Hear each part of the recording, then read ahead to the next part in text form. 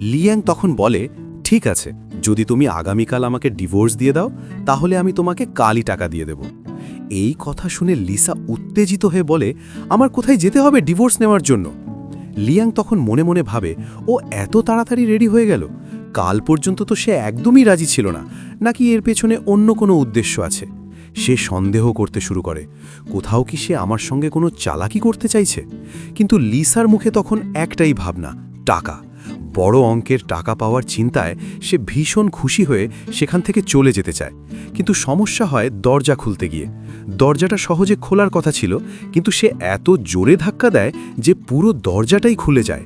এই দৃশ্য দেখে লিয়াং হতভম্ব হয়ে ভাবে, ও কিভাবে দরজা খুলে নিয়ে যাচ্ছে? এমন অদ্ভুত আচরণ কেন করছে? এরপর লিসা বাইরে বের হয়। তখন লিয়াং দূর থেকে তাকে দেখছে।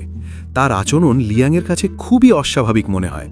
তখনই সেখানে সিনজি আর লিয়াংয়ের বোন সিনবা আসে। সিনজি ছিল লিসার সৎ বোন।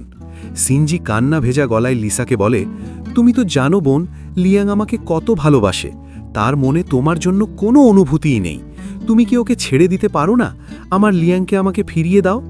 তার কথা শুনে লিসা মনে মনে বলে, তুমি তো অভিনয় করতে বেশ পারো। তুমি লিয়াংকে ড্রাগ গিয়েছিলে এবং আমার উপর দোষ চাপিয়েছিলে, আর এখন এসেছো আমাকে প্রভাবিত করতে, যাতে আমি লিয়াংকে দ্রুত ডিভোর্স দিয়ে দিই। তার এইসব মনের কথা লিয়াংয়ের বোন সিনবাও শুনতে পারছিল।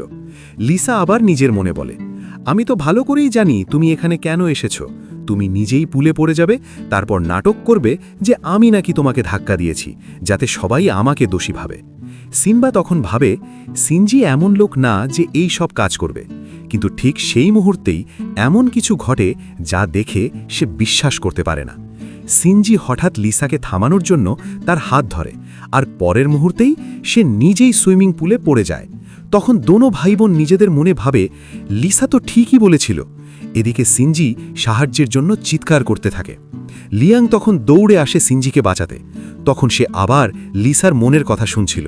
লিসা বলছিল, এটা তো একটা বাচ্চাও জানে, এই সুইমিং পুলে পানি খুবই কম, এখানে দাঁড়ালেই থাকা যায়, ডোবার প্রশ্নই নেই। এই কথা শুনে লিয়াং থেমে যায়। সে সিনজির হাত ধরে না, বরং ঠান্ডা গলায় বলে, পানি খুব কম, তুমি নিজেই দাঁড়াতে পারো। এরপর পুল থেকে উঠে এসে সে সঙ্গে সঙ্গে লিসাকে ইনডাইরেক্টভাবে দোষ দিতে শুরু করে। সে বলে, প্লিজ তুমি আমার বোনকে কিছু বলবে না, সে ইচ্ছে করে আমাকে ধাক্কা দেয়নি, আমিই পা পিছলে পড়ে গিয়েছি। লিসা তখন বলে, তুমি যখন এতটাই দুর্বল তাহলে ঘর থেকে বের হয়েছ কেন? ঘরে বসেই আরাম করতে, কে জানে কেউ তোমাকে ছুঁয়ে দিল আর তুমি ভেঙে পড়লে। তার কথা শুনে সিনজি আবার পড়ে যায় এবং অজ্ঞান হওয়ার নাটক করে। তখন